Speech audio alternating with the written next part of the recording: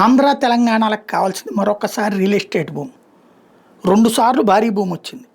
రాజశేఖర రెడ్డి టైంలో ఈ జలయజ్ఞం స్టార్ట్ చేసినప్పుడు 1,00,000 కోట్ల రూపాయల దాకా పంప్ చేశాడు. ఆ టైంలో రియల్ ఎస్టేట్ భూమి విపరీతం వచ్చింది. హైదరాబాద్లో విపరీతంగా భూములు కొన్నది అప్పుడే. ఆంధ్ర ప్రాంతానికి ఉపయోగపడలేదు, అక్కడ ఉపయోగపడింది.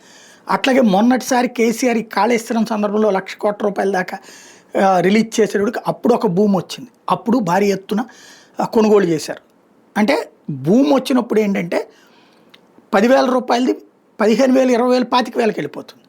మిగతా రోజుల్లో ఏడాదికి ఒక 500 పెరిగితే గొప్ప, లేదా అట్లా స్టాగ్నేట్ అవుతుంది.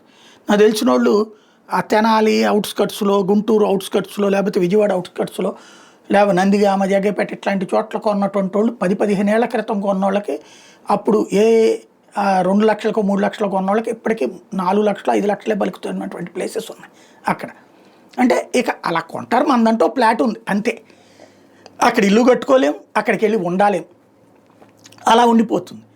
అలా కాకుండా ఆ ఏరియాలో ఏదన్నా డెవలప్మెంట్ జరిగిందంటే ఒక్కసారిగా రేట్లు పెరిగిపోతాయి.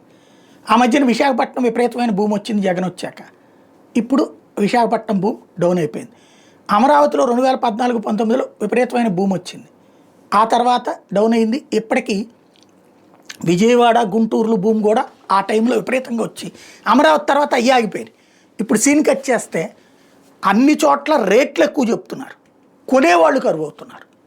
ఇదివరకు 1 కోటి రూపాయలు ఉన్నది ఇప్పుడు 2 కోట్లు అంటున్నారు, 2 కోట్లు ఉన్నది 3 కోట్లు అంటున్నారు. కొనేవాళ్ళు కరువు అవుతున్నారు, డబ్బులు లేవు. మెయిన్లీ 2 తెలుగు రాష్ట్రాల్లో కూడా మనీ ఫ్లోటింగ్ ఆగిపోయింది. చేతుల్లో సంక్షేమ పథకాలు డబ్బులు లేకపోవడం వల్ల వ్యాపారాలు లేవు. వాస్తవంగా ఒక ఉద్యోగి కొనేది ఒక ఫ్లాటో ఒక ఇల్లు కొనుక్కుంటాడు, ఇప్పుడు 4-5 కొనుక్కోడు. వ్యాపారస్తుడు తనకు వచ్చే సొమ్ములో 70% గోల్డు ఆర్ రియల్ ఎస్టేట్కే ఇన్వెస్ట్ చేస్తాడు. వ్యాపారస్తుడి చేతిలో డబ్బులు ఆడాలంటే జనం చేతిలో డబ్బులు ఆడాలి. జనం విపరీతంగా కొంటుంటే వ్యాపారాలు బాగా సాగుతాయి.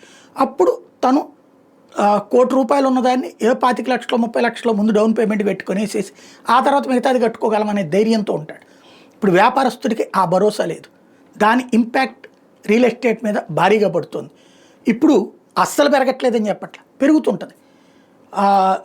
ఏది 1%, 2%, 3%, మిగతాది స్టాగ్నేట్ అయిపోయింది. కొన్ని చోట్ల తగ్గినాయి కూడా. ఇదివరకు బెజవాడలో 60 లక్షలు 70 లక్షలు పలికినటువంటి మా ఇంటి ఏరియాలో అట్లాంటి ఏరియాలు ఇప్పుడు 45 లక్షలు 50 లక్షలు చెప్తున్నారు. తేడా అదే కనబడుతుంది. సమస్య రియల్ ఎస్టేట్ భూమి ఎప్పుడు ఎక్కడ అనేది సమస్య.